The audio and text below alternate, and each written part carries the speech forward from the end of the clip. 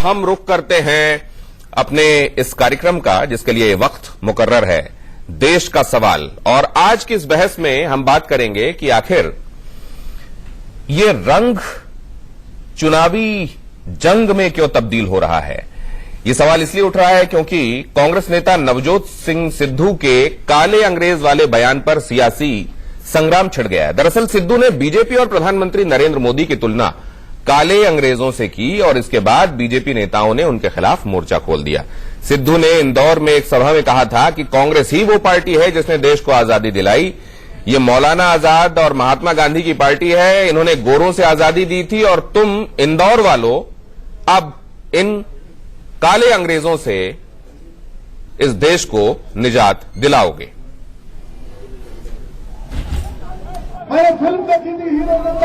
साथ ही उन्होंने पीएम मोदी की तुलना नई नवेली दुल्हन से कर आग में घी डालने का काम किया और इससे बीजेपी नेता और भड़क गए। उन्होंने कहा कि प्रधानमंत्री मोदी उस दुल्हन की तरह है जो रोटी कम बेलती है और चूड़ियां ज्यादा खनकाती है, ताकि मोहल्ले वालों को पता चले कि काम हो रहा है। और अब तक की सरकार में यही हुआ है।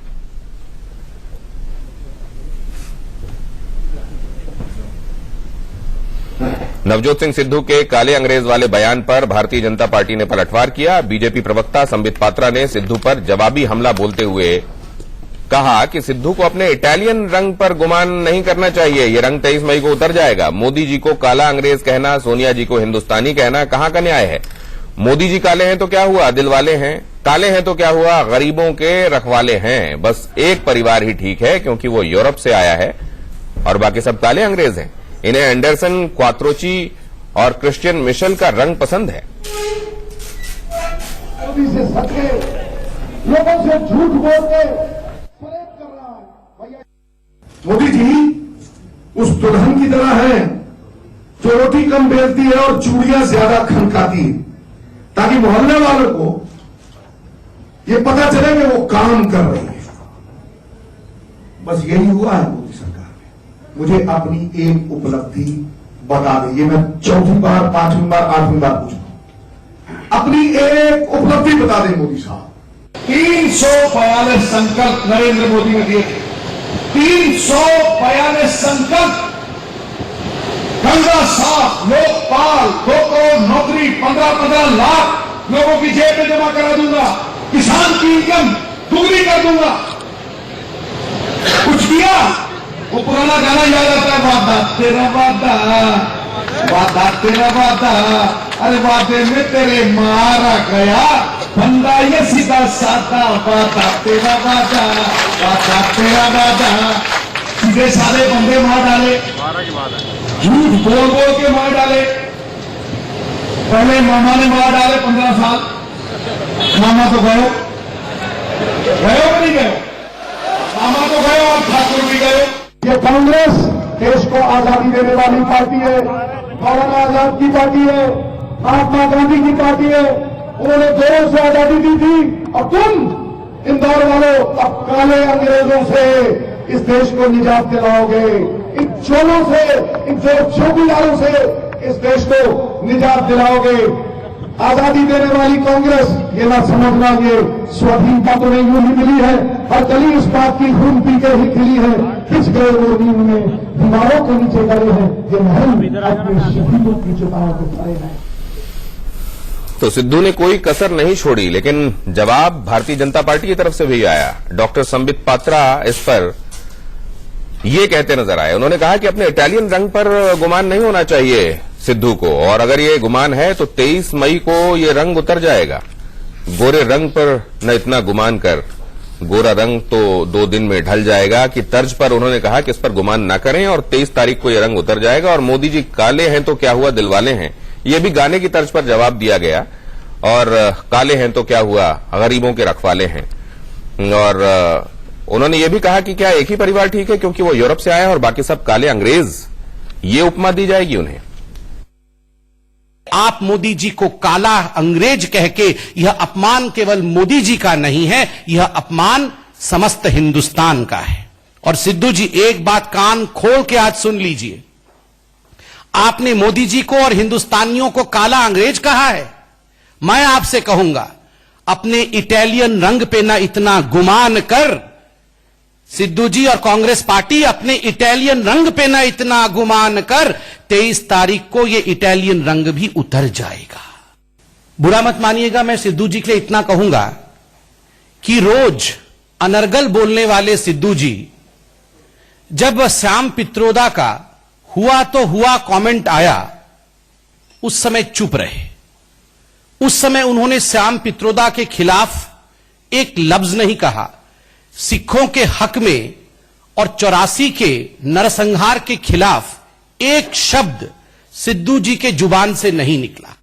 याद करिए 2014 में भी कुछ ऐसे पत्र पत्रिकाएं विदेश की थी जो मोदी जी के खिलाफ खूब छाप रहे थे, और आज पुनः आज इसी प्रकार का एक आर्टिकल हमने टाइम मैगजीन में देखा है।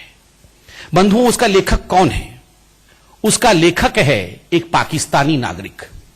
एक पाकिस्तानी नागरिक मोदी जी को डिवाइडर कहता है और राहुल गांधी उसको ट्वीट करते हैं। और पाकिस्तान से हम क्या एक्सपेक्ट कर सकते हैं? जी, तो कई सारे मुद्दे उठ गए। द डिवाइडर, असल में डिवाइडर इन चीफ कहा गया, और उसको लेकर भी टाइम्स का हवाला भी दे दिया गया। इधर सिद्धू को भी लपेट लिया गया। ये कहा गया कि आप देश के प्रधानमंत्री के बारे में जब ऐसा कह रहे हैं तो आप पूरे देश का अपमान कर रहे हैं। असल में क्या इस समय ये जो कहा जाता है कि जो चुप रहेगी जुबाने खंजर, तो क्या इस समय ये मजबूरी हो गई है कि ये इंतखाब का दौर है, इलेक्शंस चल रहे हैं, इसलिए ये किसी के लिए फ्री फॉर ऑल है, किसी के बारे में जो बोलना हो बोलो, और क्या ऐसे में सुर्खियां मिलती हैं और ऐसे ही वोट बटोरे जाते हैं? इसके पीछे मजबूरी क्या है कि इस समय खास तौर पर सब कुछ जहर बुझा दिख रहा है? इस पर हम करेंगे चर्चा, और हमारे साथ जुड़ रहे हैं खास मेहमान। निघत अब्बास हमारे साथ जुड़ रही हैं, भारतीय जनता पार्टी की प्रवक्ता हैं। सुरेंद्र राजपूत साहब जुड़ रहे हैं हमारे साथ, जो कि कांग्रेस के प्रवक्ता हैं। डॉक्टर विजय राठी समाजवादी पार्टी की तरफ से जुड़ रहे हैं। अनिर्बान बनर्जी तृणमूल कांग्रेस के लीडर हैं, हमारे साथ जुड़ रहे हैं। और देश रतन निगम साहब पॉलिटिकल एनालिस्ट हैं और हमारे साथ इस चर्चा में हिस्सा ले रहे हैं। निघत, लेकिन सबसे पहले आपके पास, ये तो फिर दोनों ही तरफ से हो रहा है ना, ऐसे में फिर आपकी शिकायत कितनी जायज है? देखिए, भूल होना प्रकृति है, उसे मान लेना संस्कृति है, और उसे सुधार लेना, उस पर काम करना प्रगति है। और विडंबना यही है कि कांग्रेस पार्टी के पास इनमें से कुछ भी नहीं है। दरअसल जब आप अपने निजी स्वार्थ के लिए, निजी फायदे के लिए जब किसी का अपमान करते हैं तो आप अपना ही सम्मान जनता के भीतर खो रहे होते हैं, और यही हुआ है कांग्रेस पार्टी के साथ। अभी हमने क्या किया? हमने उनके सवाल का जवाब दिया है, वो भी बड़े ही सही तरीके से दिया है। मैं नहीं मानती कि कोई अभद्र टिप्पणी करी गई। उन्होंने काले अंग्रेज कहा तो आपने गोरे मामा कह दिया। देखिए, तो काले अंग्रेज अगर उन्होंने कहा तो गोरे मामा कह दिया। गोरा मामा, मामा तो अपने तो देश का आप हो सकता है ना। देखिए, आप एक हमने तो शुरू ही नहीं करा। आप गंदगी क्यों साफ करना चाहती हैं? देखिए, हम गंदगी से गंदगी साफ नहीं करते। गंदगी किस प्रकार कांग्रेस पार्टी ने इतने 70 सालों में फैलाई है, ये हिंदुस्तान की जनता आप और मैं भली भांति जानते हैं। और कभी भी भाजपा की तरफ से ऐसा कोई बयान, ऐसी अभद्र टिप्पणी कभी नहीं आएगी। शुरुआत उनकी यहां से होती है, तो वो कहते हैं ना, the taste of their own medicine, बस वही दिया है। उसमें भी भाषा का भली भांति संयम हमने रखा है और बढ़ता है। पर क्या करें, कांग्रेस पार्टी जो इतने सालों से अपने शब्दों की टिप्पणी, अपने वाक्य चेंज नहीं कर पाए, तो आज उनसे क्या उम्मीद करें? बोलते हैं, बोलते रहिए, जनता जवाब दे देगी 23 मई को। हमें तो जवाब देना नहीं। आखिरी बात ये बोलूंगी कि 23 मई को जनता कहेगी, जब हराएगी ना कांग्रेस पार्टी को, कांग्रेस कहेगी हुआ तो हुआ। निगत जी, आपने कहा कि हमने बड़े संयमित तरीके से इसका जवाब दिया है। संयम हमको दिखा संबित पात्रा जी के जवाब में। लेकिन सुरेंद्र राजपूत साहब से यह समझ लें कि कल जब सैम पित्रोदा ने कुछ बातें परसों कही, कल उन्होंने सफाई में राहुल गांधी भी सामने आए और उन्होंने कहा कि देखिए ऐसा है, इंडिविजुअल क्या कह रहा है वो पार्टी लाइन नहीं हो सकती, it was out of line.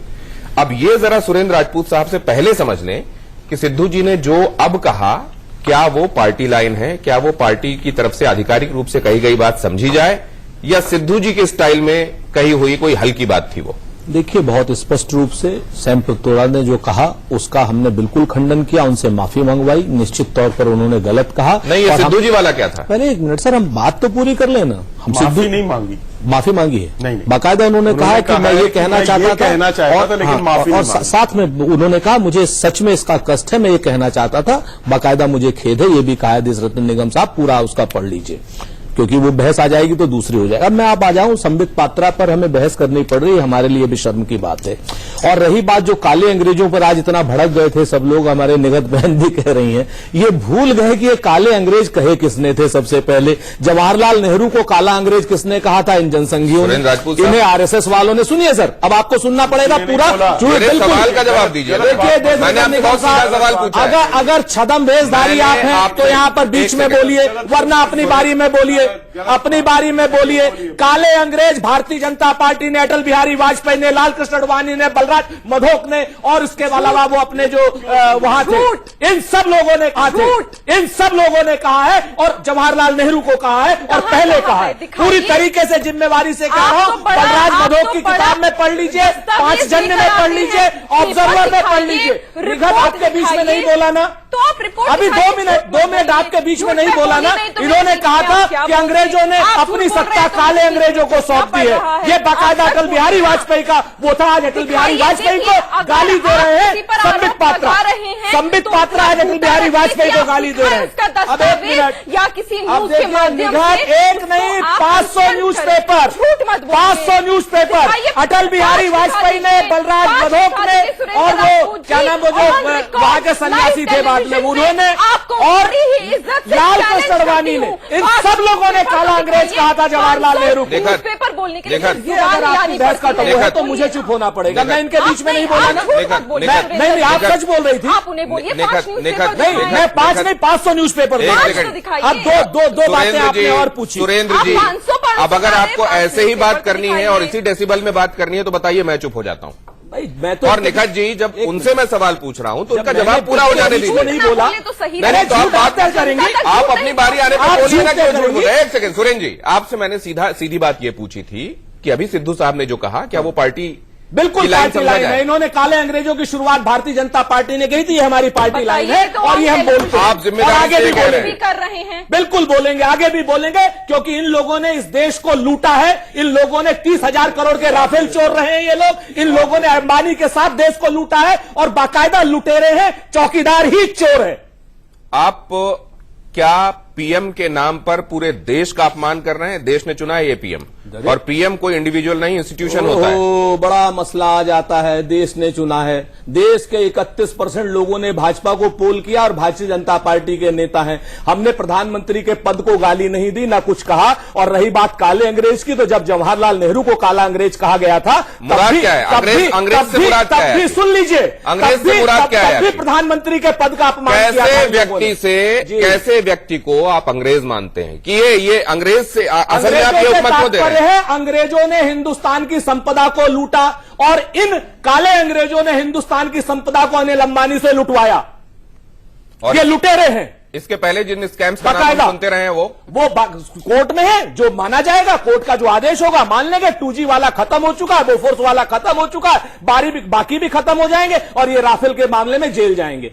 Rafale में तो बिल्कुल पूरी अभी होगा मुकदमा देश रतन जी, आपके ऊपर भी, आप चिंता मत करिए। आपकी भी भाषा और आपकी भी जो ये छदम भेषधारी है ना, इन पर भी होगा, चिंता मत करिए। छदम भेषधारियों को देखा जाएगा। डॉक्टर विजय राठी, जी आप जवाब भी दीजिएगा, सुनूंगा मैं आप। डॉक्टर विजय राठी, मैं आपकी तरीके से बदतमीजी से बीच में नहीं बोलूंगा। सुरेंद्र जी, आप तो बहुत ही कायदे से पेश आ रहे हैं, और आप बिल्कुल बीच में नहीं बोल रहे हैं, और मेरे को तो बिल्कुल भी डिस्टर्ब नहीं कर रहे हैं।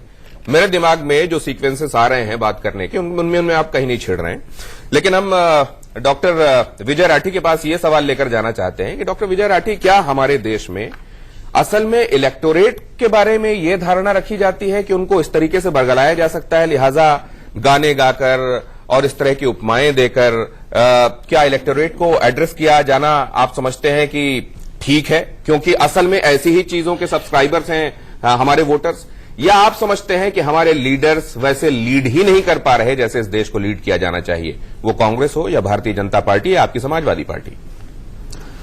देखिए दिनेश जी, मैं ये कहना चाहूंगा कि जिस तरीके से या जिन चीजों पे चुनाव ये लड़ा जाना चाहिए था, ये उन चीजों पे चुनाव लड़ा ही नहीं जा रहा है। आप देखिए, सत्ता में कौन सी सरकार थी? सत्ता में बीजेपी सरकार थी, और बीजेपी सरकार ने एक मैनिफेस्टो दिया था। लेकिन आज मुझे बड़ा ताज्जुब है और बड़ा आश्चर्य होता है कि उस मैनिफेस्टो की एक भी बात सरकार नहीं कर रही है। और मैं सिर्फ सरकार को दोष नहीं दूंगा इसमें, मैं तो विपक्ष को भी दोष दूंगा इस चीज में कि आप मुद्दों की बात कीजिए, आप ऐसी कोई चर्चा कीजिए ही नहीं कि दूसरों को मौका मिले वो करे। कभी 1984 की बात होती है, कभी 2002 की बात होती है। देखिए ये मुद्दा पड़ा जो कोई ऐसी पार्टी तो हो जो नजीर पेश करे, 2002 कोई ऐसी पार्टी हो डॉक्टर विजय जो नजीर पेश करे। मैं अभी आजम खान साहब को भी तो समझाइए। अभी मुझे आपके यहाँ अपनी पार्टी नहीं, मैं ये कह रहा हूं कि कोई एक पार्टी तो हो जो नजीर पेश करे कि इलेक्शन ऐसे लड़ा जाता है। जी मैं उस बात पे भी आऊंगा। देखिए जो मुद्दे आजकल चल रहे हैं, 84 उठा 2000, इन पे हर समय चर्चा होनी चाहिए, ये नहीं होना चाहिए था देश में। लेकिन क्या पूरे 5 साल इस पे राजनीतिक इच्छा शक्ति किसी पार्टी की होती है? उनके रिहेबिलिटेशन की किसी की नहीं होती। लेकिन आज मैं ये कह रहा हूं जो मुद्दे हैं उन पे कहीं लड़ाई नहीं हो रही है। इधर कोई बोल रहा है काले अंग्रेज, उधर किसी ने कहा सफेद मामा। ये देश की राजनीति चल रही है। और मैं कह रहा हूं इन सबके बीच में जो छुपा हुआ है वो क्या है? वो ये है कि अभी एक स्टेटमेंट आया है कि ट्रंप के इशारे पर ईरान से हमारा जो ऑयल इंपोर्ट है उसको बंद कर दिया जाएगा। यह मुद्दा कहीं नहीं, किसी पार्टी ने नहीं उठाया। ये उठाया जितने 18 से 28 साल के बीच के जो युवा बेरोजगार हैं वो परसेंटेज 18 से ऊपर पहुंच गई। कोई मुद्दा उठाने के लिए तैयार नहीं है। इलाहाबाद और लखनऊ में आज भी लोग नौकरी के लिए लाठी खा रहे हैं। देश रत्न निगम साहब, आप राजनीतिक विश्लेषक हैं, तो इसलिए मैं चुनाव के दौरान देश को विमर्श देने का काम भी नेताओं की तरफ से होता है, प्लैंक्स डिसाइड करने का काम भी होता है, नैरेटिव सामने रखने का काम भी होता है। क्या ये नैरेटिव जानबूझकर वोटर्स के सामने रखे जा रहे हैं? बिल्कुल। क्या मुद्दों से भटकाने के लिए ऐसा किया जा रहा है? और क्या आखिरकार इसी पर जाकर हमारे वोटर्स वोट दे देंगे, या आपको लगता है कि ये नेताओं की नासमझी है? समझेंगे ये भी भारतीय जनता पार्टी से कि क्या भारतीय जनता पार्टी को ऐसे मामलों को तूल देने से और उनको लगता है कि वो वोट्स का ध्रुवीकरण कर पाएंगे? अगर किसी ने बोला, सैम पित्रोदा ने कुछ बोला या सिद्धू ने कुछ बोला, तो भारतीय जनता पार्टी को उस हवाले से बवाल क्यों करना होता है? एक छोटे से ब्रेक के बाद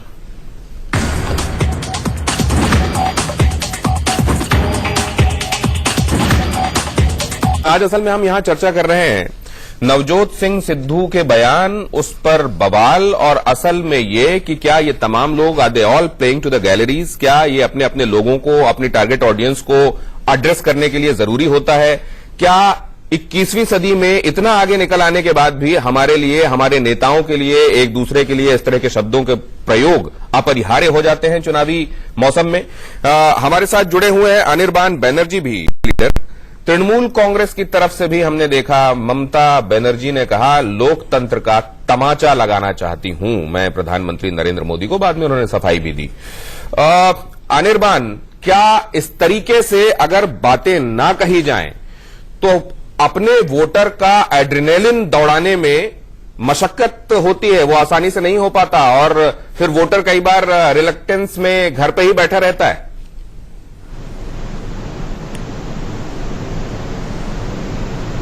जो आपने अभी बयान किया है, तो लोकतंत्र का तमाशा, ये तो गलत क्या है? मेरा प्रश्न इसमें गलत क्या है? अभी लोकतंत्र का तमाशा ही कहा, ऐसा तो नहीं कहा कि कुत्ते के बच्चे अगर गाड़ी के नीचे आ जाते हैं तो क्या होता है। हमको याद है ना 2002 के बाद मोदी जी का बयान, वो हम लोग को एकदम मशक्कत याद है। तो उसके बाद उन्होंने सोनिया गांधी के बारे में जर्सी काऊ ये भी कहा था। तो अभी इसके साथ अगर तुलना करना पड़े तो बाकी सब अब जो भी नेता जो भी कहते हैं, मोदी जी के सामने तो सब छोटे हैं। कुशब्द बोलने में मोदी जी सबके नेता है, वो इतने बड़े नेता है कि कुशब्द बोलने में उनका कोई, लेकिन वो करते हैं, वो बड़ा करते हैं, इसलिए हमारा छोटा जो है वो चल जाएगा। तापस पाल साहब हों, रत्ना घोष हों आपकी तरफ की। रत्ना घोष ने तो ये भी कहा कि केंद्रीय जो फोर्सेस यहां पे लगी हैं चुनावों में, उनको खदेड़ दिया जाए, खदेड़ो उनको। इस तरह के स्टेटमेंट्स आप जानते हैं, आपका कहा हुआ आपके लोगों में इन्फ्लुएंस रखता है? क्या लीडर्स को इस तरीके से बोलना, वो जानते हैं कि ये गैर जिम्मेदाराना है तो भी बोलना क्या चुनाव के समय जरूरी हो जाता है? जी नहीं, अगर आप ऐसा बयानबाजी की बात करते हैं तो हर वक्त चुनाव के पहले पीछे जब भी हो तो मुद्दों पे बात होनी चाहिए। अब मुद्दों पे जब भी आप बात करना चाहेंगे, 2014 का बीजेपी का मैनिफेस्टो का बात आएगा, क्योंकि वो सरकार में है।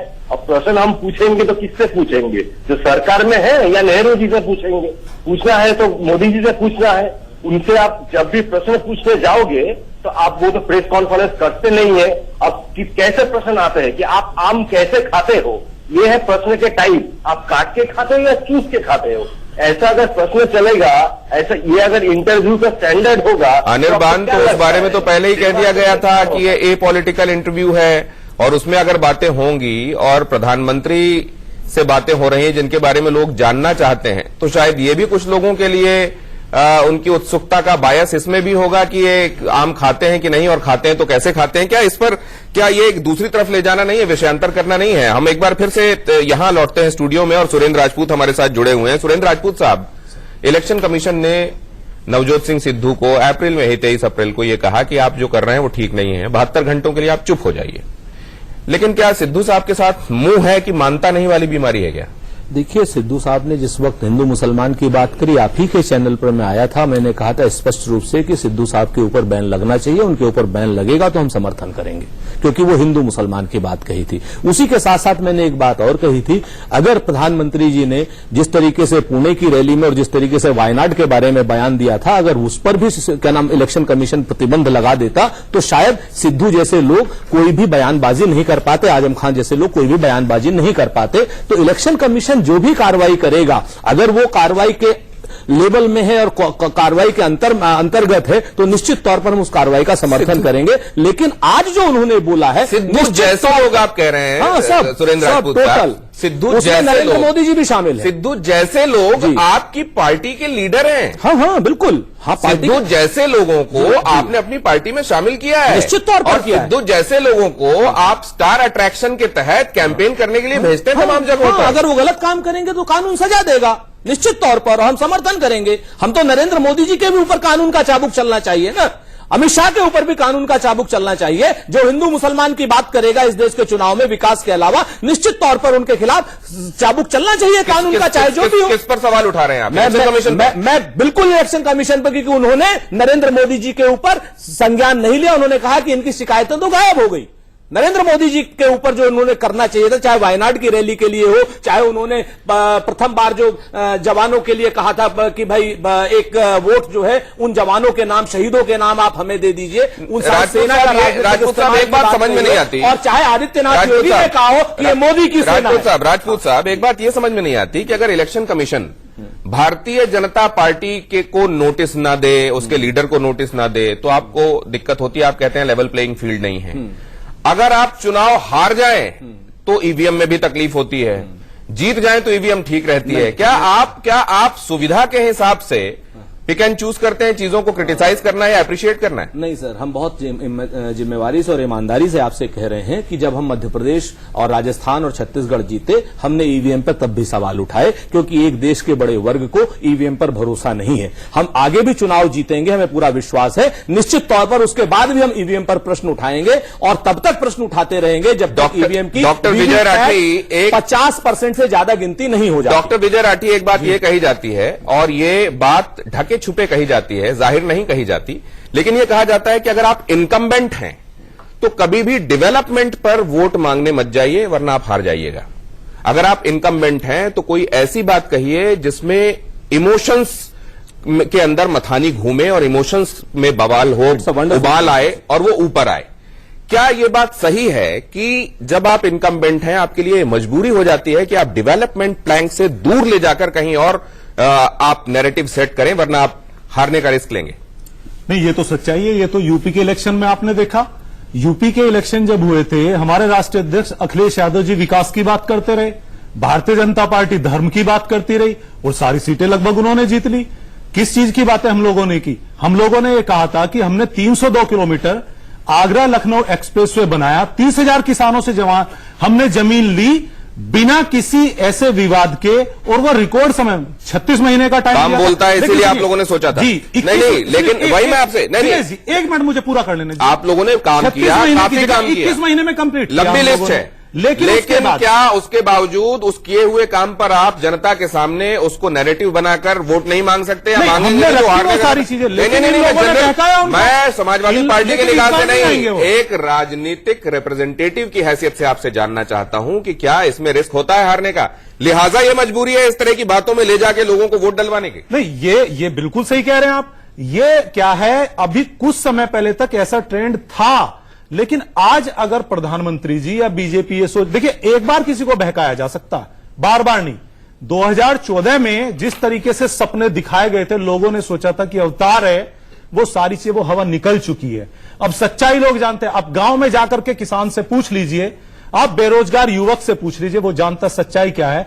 अगर कहीं लहर किसी को दिखाई देती है तो बीजेपी की आईटी सेल में और सिर्फ इनकी सोशल मीडिया पे, जो जिसपे इन्होंने 10-10 हजार करोड़ का खर्चा कर दिया, वो दिखाए। और एक और चीज है, मेरी साथी बीजेपी प्रवक्ता हर बात को ये बोलती है कि दिखाइए आप।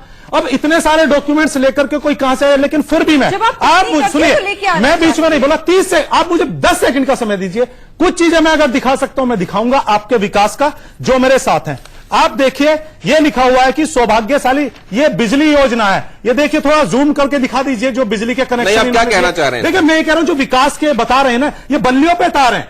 बिजली की किट चिपका दिया, कह दिया गांव इलेक्ट्रीफाइड हो गया, किट उतार के साथ ले गए। ये देख लीजिए इसमें प्रधान, ये हम दूसरी तरफ जा रहे हैं, हम दूसरी तरफ जा रहे हैं। मैं निगम साहब के पास एक बार फिर से जाता हूं। जवाब दे रहा हूं। देश रत्न निगम साहब, आप राजनीतिक विश्लेषक हैं। मैं आता हूं निखत, आपके पास आता हूं, आपके पास कुछ पॉइंट है। लेकिन देश रत्न निगम साहब, मैं ये जानना चाह रहा हूं कि ये इस समय, जबकि तमाम तरफ लोग ये देखना चाह रहे हैं कि हमारा लीडर हमसे किन बातों पर, किन मुद्दों पर कह रहा है कि वोट डालो, उसमें मंच से जो बातें आती हैं, ये मंच, माला, माइक की रॉ में असल में उस समय लीडर बहक जाता है, या कुछ लोग जिसको कहते हैं आवश्यक बुराई, एसेंशियल इविल, उस तरीके से हर एक पार्टी ने अपने यहां रखे होते हैं, जिनमें से नवजोत सिंह सिद्धू भी एक हैं। इन्होंने एक कॉमेडी शो के दौरान जो कहा, उसके लिए उनको भुगतना भी पड़ा, लेकिन उसके बावजूद इनकी ये अदा है और आदत है, और ये शायद सूट भी करती है उस पॉलिटिकल पार्टी को। तो हर एक पॉलिटिकल पार्टी में, वो समाजवादी पार्टी में कोई हो, आजम खान साहब हों, या भारतीय जनता पार्टी में कोई हो, या कांग्रेस में कोई हो, असल में ऐसे लोग चाहिए होते हैं। अगर ये बुराई भी है, अगर ये न्यूसेंस भी है, तो ये एसेंशियल है, जरूरी है। ऐसा है क्या? देखिए, मैं जितनी भी इस तरह की बातें होती हैं उसका मैं कतई समर्थन नहीं करता। नहीं, आप समर्थन नहीं, मैं अब बता दूं, मैं एक विश्लेषक का नजरिया जानना चाहता हूं। मैं कह रहा हूं, लेकिन ये जो प्रतिस्पर्धा की राजनीति है, इसमें एक दूसरे से आदमी कमजोर नहीं दिखना चाहता। अगर किसी ने एक तरफ बोला तो उसका जवाब अगर दूसरी पार्टी ना दे तो शायद उसको कमजोर माना जाएगा। यही प्रतिस्पर्धा की राजनीति आजकल हो गई है, और इससे नुकसान होता है। देखिए, जनता का असल में जो मुद्दे हैं उनसे भटक जाते हैं। मैंने प्राइम मिनिस्टर को भी देखा और राहुल गांधी जी को भी देखा। कोशिश हर जगह डेवलपमेंट की बात होती है, एक कहते हैं कि न्याय लाएंगे, दूसरे बड़े सारे स्कीम्स प्रधानमंत्री गिनाते हैं कि उन्होंने जनता तक पहुंचाई। लेकिन जब इस तरह की कहीं से आवाज उठती है, इस तरह की गलत बयानी आती है, अपशब्दों का प्रयोग किया जाता है, तो उसका अगर जवाब ना दे कोई पार्टी, तो उसको उसके जो समर्थक है, वोटर है या उसके मेंबर है, वो उसको कमजोर समझने लगते हैं। तो ये प्रतिस्पर्धा की राजनीति आज सुरेंद्र राजपूत साहब, पूरी तरीके से सहमत हूं देश रत्न निगम साहब। ठीक है, क्या आप इस बात से भी सहमत हैं कि अगर आप इनकम्बेंट हैं तो आप इमोशंस को ऊपर ले जाने वाली बातें करेंगे, और अगर आप ऑपोजिशन में हैं तो आप डेवलपमेंट की बात करेंगे? यही चुनाव जीतने के तरीके होते हैं। ये आपकी बात से मैं पूर्णतया सहमत तो नहीं, लेकिन आंशिक रूप से सहमत हूं। जब आप विकास का काम कर नहीं सकते, जब आप झूठे वादे, इरादे और नारों के साथ आते हैं, तब निश्चित तौर पर उसके बाद आप चुनाव को भटकाते हैं। कांग्रेस पार्टी अगर आरटीआई लेकर के, right to education, right to food, MNREGA जैसी तमाम योजनाएं लेकर के, तो हम अपने कामों पर लड़ते हैं। आज की डेट में भारतीय जनता पार्टी जिन वादों को लेकर के आई थी, 2014 में चुनाव लड़ी और हमें हराया, 44 पर हमको रखा, लेकिन 2019 पर जब उन्हें यह बताने की बारी आई कि साहब आपने जो अपना घोषणा पत्र है कितना लागू किया, आप तो जीएसटी के विरोध में थे, आपने जीएसटी लागू किया। नोटबंदी आपको करनी नहीं थी, वो आपने नोटबंदी करी। 4 करोड़ 70 लाख आपने रोजगार छीन लिए। आपको 10 करोड़ रोजगार देने थे, वो आपने दिए नहीं। आपको जो है किसानों की यूरिया के कट्टे से 5 किलो खाद की चोरी आपने कर ली। सच्चाई ये है कि जब इन सारी बातों का सब आया तो वो आने लगे किस बात पर कि साहब हिंदू मुसलमान पे आ जाओ, फलानी चीज पे आ जाओ, किसी के एक बयान पर, सिद्धू के बयान पर आ जाओ, किसी दूसरी चीज पर। कारण क्या है कि इनको बताने के लिए कुछ नहीं है, लेकिन जनता हिसाब पिछले 5 सालों के कामों का मांगेगी, इसलिए ऐसा हो रहा है। देखिए, पहले तो इंसान की शख्सियत उनकी सोच व कार्यों में साफ झलकती है। यहाँ पे बहुत सारे सवालात उठे, तो मैं आपसे मांगूंगी 30 सेकंड से 40 सेकंड की मुझे समय दीजिएगा। अब ये बात कर रहे हैं कि इमोशंस पे जीते, तो क्या आप जनता पर सीधा सीधा आरोप लगा रहे हैं और जनता पर सवाल उठा रहे हैं कि उन्होंने इमोशंस के चलते भाजपा को जिताया? तो ऐसा नहीं है, वो आपकी नाकामी थी, आपका फेलियर था, पहली बात। उसके बाद यहाँ पे 84 की दंगों की बात हुई। 84 पे राजनीति हमने नहीं करी, आपकी तरफ से टिप्पणी आई। मैं बता दूं, 84 के बारे में जो हमने बात करी वो राजनीतिक नहीं थी, वो सिखों की जो दंगे हुए थे, जो नरसंहार इतना बड़ा हुआ था, वो पीड़ा, उस पीड़ा को हम समझते हैं। आखिरी के 2 फेजेस में हमने बात करी, आखिरी के 2 फेजेस में कश्मीरी पंडित के लिए भी कहा गया था। क्या मैं अपनी बात रखूं? हाँ, जम्मू कश्मीर में ये वादा कश्मीरी पंडित के लिए भी कहा गया था। नहीं, एक सेकंड, निखत मैम, आपसे बड़ा सीधा सा सवाल ये है कि फेज वाइज आप अपना गोल पोस्ट शिफ्ट कर रही हैं। दिनेश जी, क्या हमने उठाई? किसने कहा? हुआ तो हुआ। ये अगर बोलेंगे तो सिखों के साथ भाजपा का पूरा परिवार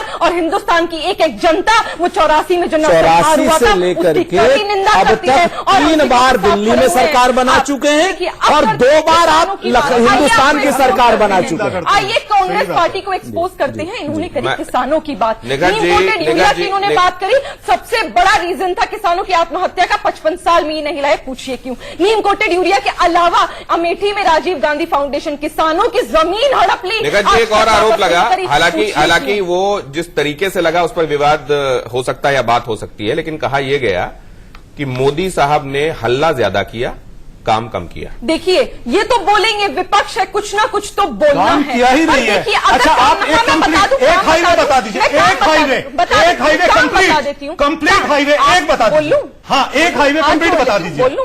आप एक कंप्लीट हाईवे बता आप दीजिए। बोलने ही नहीं दे रहे हैं भाई साहब। नहीं, बताइए, यूपी की सरकार में जो एवरेज थी रोड्स बनने की, वो थी 2 किलोमीटर पर डे। आज है 27 भाई, कहां से लिया है? मैं बताऊंगा कैसे आपने चेंज किया, मैं बताऊंगा कैसे आपने वो मामले ही बदल दिया। दिनेश जी, ऐसे मैं बोल नहीं पाऊंगी। नहीं, मैं आपसे मेरे ये ऊपर समझना चाह रहा सवाल हूं। उठे हैं, मैं बता देती हूँ। रोजगारी के बारे में भी यहाँ बात हुई। ये सब काम हवा में नहीं हो रहे कि हिंदुस्तान विश्व में पहली बार सेकंड लार्जेस्ट मोबाइल, मतलब आप ये कह रही हैं सबसे ज्यादा बेरोजगारों के साथ मोबाइल कंपनी बना रहे हैं। अच्छा, प्रोडक्शन कर रहे हैं मोबाइल का, इंपोर्ट कर रहे हैं। अच्छा, ये बता दीजिए, क्योंकि आप ये बता दीजिए वो इंपोर्ट कर रहे हैं कि प्रोडक्शन कर रहे हैं? बताइए ना, वो इंपोर्ट कर रहे हैं, प्रोडक्शन कर रहे हैं? नेता कहते हैं आप ये बताइए, वो वर्ल्ड के सेकंड लार्जेस्ट इंपोर्टर है कि प्रोड्यूसर है? बता दीजिए ना। चलेगा वो लैपटॉप जो आपकी जनता के चुरा कर वापस रख लिए। हाँ, 18 लाख गरीब लोगों को 18 लाख लैपटॉप, 1768 करोड़ रुपए की किसान कर्ज माफी, कनेक्शन पहुंचा है। 36 लाख किसान क्रेडिट कार्ड योजना के तहत